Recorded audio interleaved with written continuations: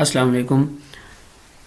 इस वीडियो में हम नेक्स्ट टॉपिक को देखते हैं। प्रीवियस हमने जहाँ पे स्टॉप किया था, प्रीवियस वीडियो में हमने ये देखा था कि थ्रेड्स कैसे क्रिएट होते हैं, थ्रेड्स बनाने के हमारे पास कितने मेथड हैं और रनेबल का जो इंटरफेस होता है उसके अंदर हम क्या करते हैं, उसके अंदर जो हमारे पास मेथड होता है वो क्या काम करता है और वो कैसे एग्जीक्यूट होता है।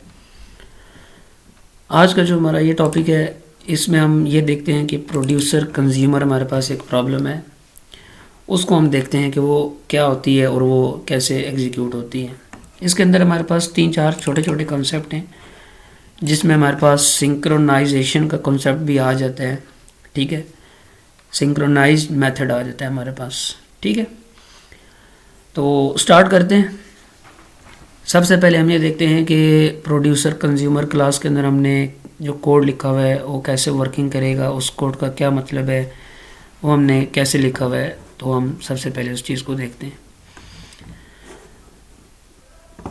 सबसे पहले आप देखें कि हमने क्लास क्रिएट की प्रोड्यूसर कंज्यूमर के नाम से। ठीक है, इसमें हम इंटरफेस को इम्प्लीमेंट नहीं कर रहे, इसमें हम थ्रेडिंग परफॉर्म करेंगे, लेकिन इसके अंदर हम इंटरफेस यूज़ जो इसलिए नहीं कर रहे क्योंकि हमने जो थ्रेड क्रिएट किया हुआ है वो एनोनिमस थ्रेड बनाया हुआ है, तो हमें इस क्लास के अंदर रनेबल इंटरफेस को इम्प्लीमेंट करने की ज़रूरत नहीं है।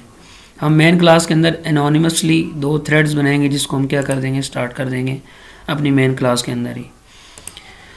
तो सबसे पहले क्लास बनाई प्रोड्यूसर कंज्यूमर के नाम से। इसके अंदर हमने एक वेरिएबल बनाया public static int x is equal to 100।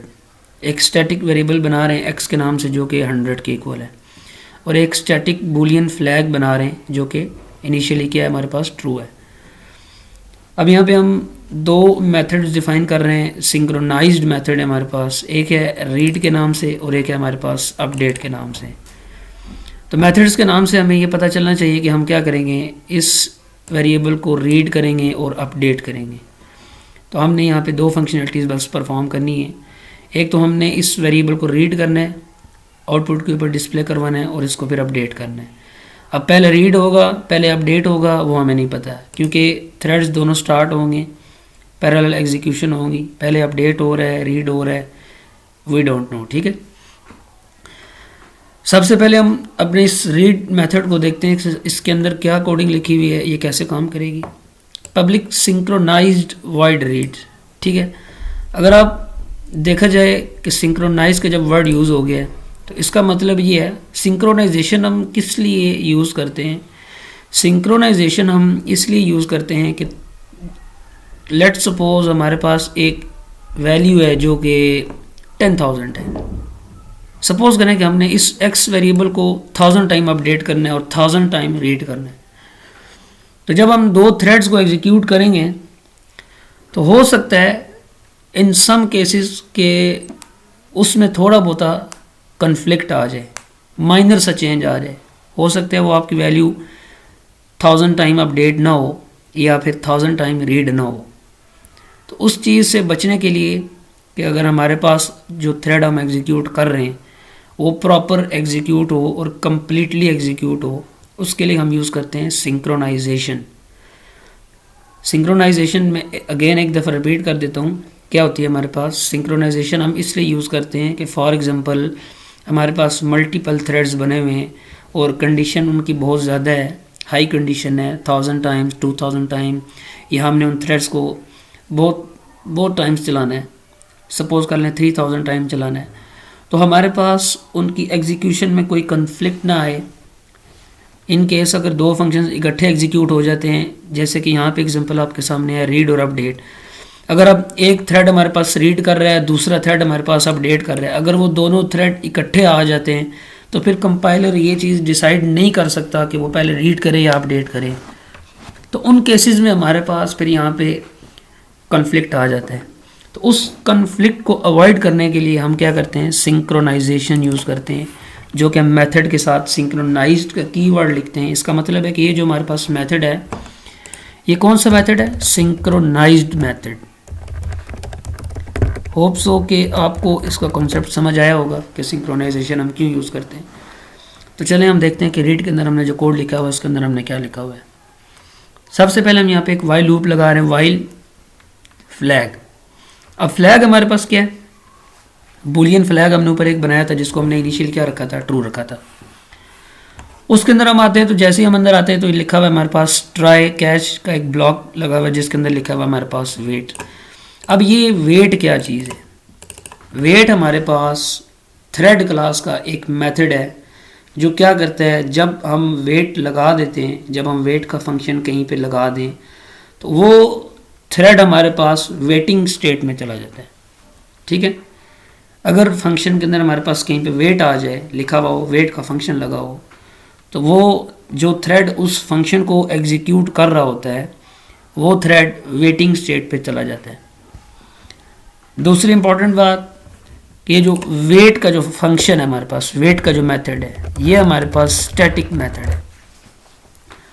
तो इसका मतलब ये है कि ये हम जिस फंक्शन के अंदर यूज़ करेंगे, ये जो वेट का जो मेथड है जिस भी फंक्शन के अंदर लगाएंगे, तो वो जो फंक्शन होगा, ये वाला फंक्शन जिसके अंदर हम वेट यूज़ कर रहे हैं, वो फंक्शन या तो हमारे पास सिंक्रोनाइज्ड होना चाहिए या फिर हमारे पास स्टैटिक होना चाहिए।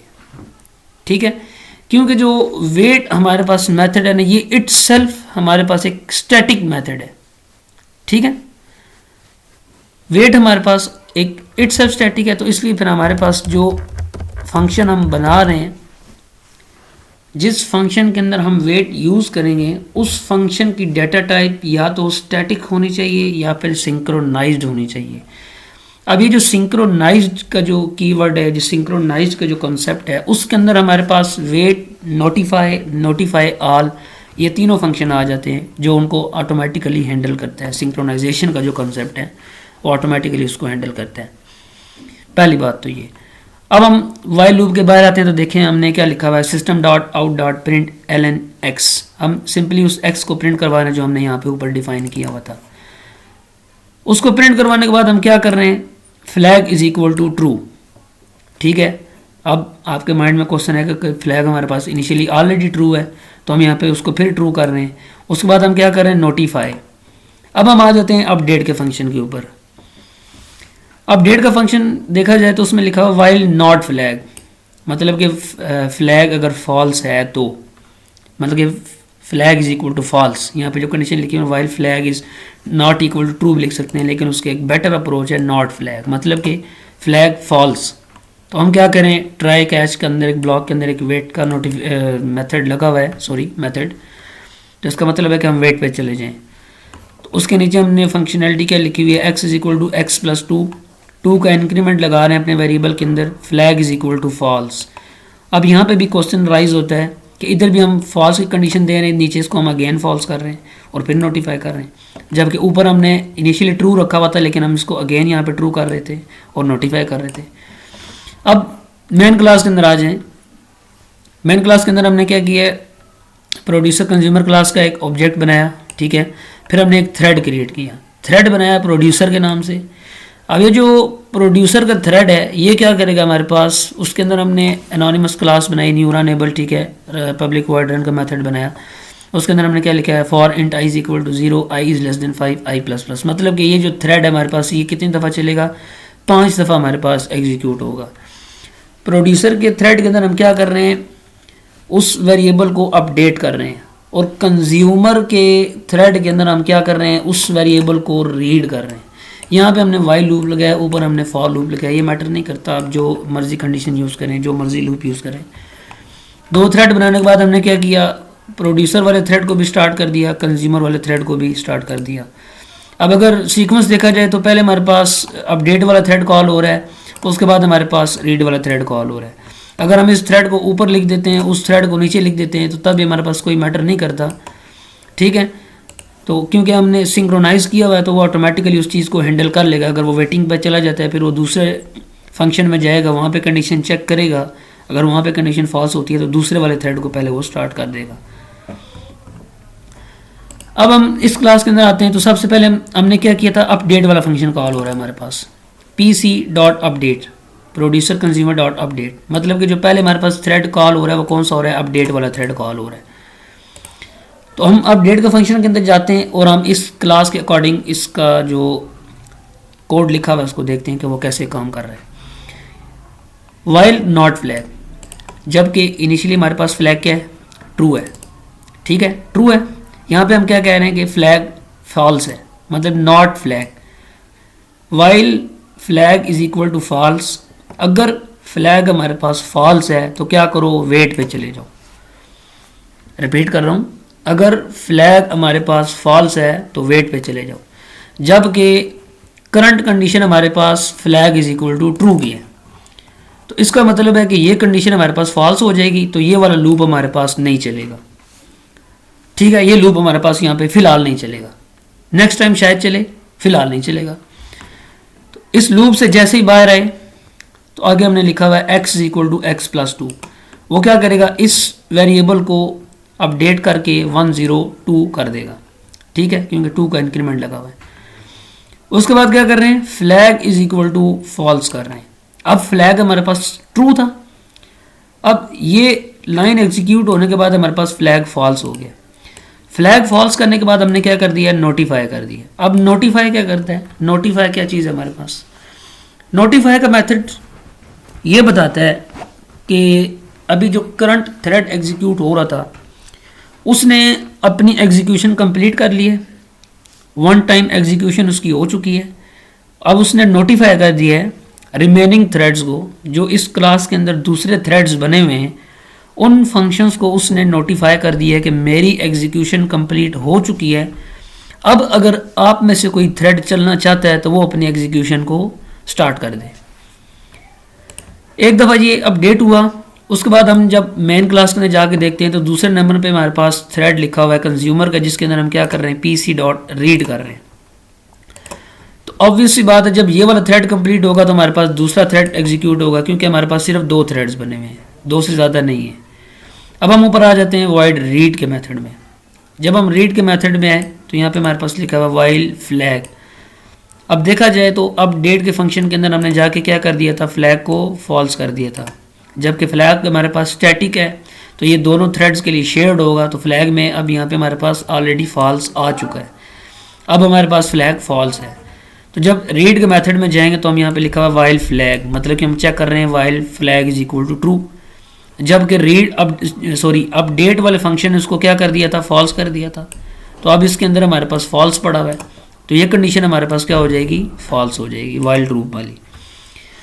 तो वाइल लूप से हम जैसे बाहर निकलेंगे तो क्या कर रहे हैं, हम सिंपली उस वेरिएबल को डिस्प्ले कर रहे हैं और उसके बाद फ्लैग ट्रू कर रहे हैं, और ट्रू करने के बाद फिर नोटिफाई कर रहे हैं। मतलब कि जैसे ही हम प्रिंट कर लेंगे फ्लैग को ट्रू कर देंगे, फ्लैग को ट्रू करेंगे, उसके बाद नोटिफाई करेंगे, नोटिफाई करने के बाद ये वाला थ्रेड हमारे पास रुक जाएगा, फिर हमारे पास ये वाला कॉल हो जाएगा। जब ये वाला कॉल होगा तो हमारे पास जब जब फ्लैग ट्रू होगा तो हमारे पास ये वाला लूप अगेन क्या हो जाएगा, फॉल्स हो जाएगा, फिर वो उसको अपडेट कर देगा। इट्स मीन कि सीक्वेंस वाइज वो इस वेरिएबल को अपडेट भी कर रहा है और उसको रीड भी कर रहा है। अब हम इसकी आउटपुट देखते हैं कि वो कैसे है। देखिए, जैसे कि मैंने आपको फर्स्ट टाइम बताया था कि सबसे पहले हमारे पास अपडेट का फंक्शन कॉल होगा। अब आप कहेंगे कि आपके माइंड में क्वेश्चन राइज होना चाहिए कि अब हमारे पास फर्स्ट टाइम इनिशियल x 100 था तो हमारे पास यहाँ पे 100 प्रिंट क्यों नहीं हुआ। वो इस वजह से नहीं हुआ क्योंकि हमने पहले अपडेट का फंक्शन कॉल किया था, उसके अंदर कंडीशंस वगैरह हमने चेक की, सबसे पहले उसको अपडेट किया, तो अपडेट करने के बाद ये हमारे पास 102 हो चुका था। उसके बाद हमने उसको क्या किया, रीड किया तो हमारे पास ये वाली कंडीशन फिर फॉल्स हो गई थी, हमारे पास फ्लैग फॉल्स हो चुका था अपडेट के फंक्शन के थ्रू। तो फिर हमने क्या किया, उसको कंसोल के ऊपर प्रिंट करवा दिया, तो ये हमारे पास 102 हो गया। फिर हमने फ्लैग ट्रू किया, नोटिफाई किया बाकी थ्रेड्स को कि आप अपनी एग्जीक्यूशन स्टार्ट करो। फिर यहाँ पे गए, फिर ये वाला फिर ये वाला लूप हमारे पास फॉल्स हो रहा था, फिर हमने क्या किया, इस x को अपडेट कर दिया। इसी तरह हमारे पास ये सीक्वेंस वाइज वेरिएबल अपडेट भी हो रहा है और हमारे पास ये रीड भी हो रहा है। तो ये थी हमारे पास एक छोटी सी एग्जांपल प्रोड्यूसर कंज्यूमर की, जिसके अंदर हम एक वेरिएबल स्टैटिक बना रहे थे, स्टैटिक वेरिएबल इंटीजर x, जो कि इनिशियली हमारे पास 100 था। और इसके अंदर हमने 2-3 कॉन्सेप्ट देखे। पहला कॉन्सेप्ट जो हमने देखा है वो है जो हमने मेन क्लास के अंदर थ्रेड बनाए, एनोनिमस थ्रेड, वो हमने प्रीवियस वीडियो में भी देखा था कैसे बनता है, कैसे क्रिएट होता है। तो इसके अंदर आपको सिर्फ ये बताया गया कि हम दूसरी क्लास का मेथड कॉल कर रहे हैं। प्रीवियस वीडियो में हमने क्या किया था, इस फॉर लूप के अंदर कंडीशन लगा दी थी, उसी को हमने प्रिंट करवा दिया था। अब हम इस रन के अंदर दूसरी क्लास का मेथड कॉल कर रहे हैं, ठीक है, पीसी डॉट अपडेट वाला मेथड कॉल कर रहे हैं और रीड वाला मेथड इस क्लास का हम उस थ्रेड के अंदर कॉल कर रहे हैं। दूसरा कंसेप्ट हमने इसके अंदर देखा है सिंक्रोनाइज्ड मेथड क्या होते हैं हमारे पास, सिंक्रोनाइज्ड मेथड कैसे काम करते हैं, ठीक है, उनकी क्या फंक्शनैलिटी होती है, उनसे क्या होता है हमारे पास। तीसरी चीज़ हमने यहाँ पे स्टैटिक वेरिएबल को यूज़ किया है जो दोनों थ्रेड्स के लिए हमारे पास शेयर्ड होता है, जिसकी आउटपुट में हमारे पास कॉन्फ्लिक्ट नहीं होगा। अगर हमारे पास थ्रेड 1 रीड कर रहा है तो वो भी उसी वेरिएबल को यूज़ करेगा, थ्रेड 2 रीड कर रहा है या अपडेट कर रहा है तो वो भी उसी वेरिएबल को अपडेट करेगा, ठीक है, बार बार हमें नया वेरिएबल बनाने की ज़रूरत नहीं है। तीसरी चीज़ हमने वेट और नोटिफाई का कॉन्सेप्ट देखा है, ठीक है। वेट मेथड क्या होता है हमारे पास, स्टैटिक होता है, तो ये उसी मेथड के अंदर आ सकता है जिस मेथड की डाटा टाइप हमारे पास फंक्शन टाइप जो होगी वो स्टैटिक होगी, ठीक है। और एक और कॉन्सेप्ट हमने देखा है नोटिफाई का। नोटिफाई क्या करता है, जब नोटिफाई आ जाता है तो इसका मतलब है कि ये वाला जो थ्रेड है ये अपनी एग्जीक्यूशन कंप्लीट कर चुका है। अब कोई दूसरा थ्रेड अगर इसके अलावा कोई और थ्रेड हमारे पास बना हुआ है तो वो अपनी एग्जीक्यूशन को स्टार्ट कर दे। सिंपली यहाँ पे हम करना ये चाह रहे हैं, हमने इसके अंदर जो टास्क परफॉर्म किया है, जो प्रोड्यूसर है वो हमारे पास वेरिएबल को अपडेट कर रहा है और कंज्यूमर उस अपडेटेड वेरिएबल को रीड कर रहा है।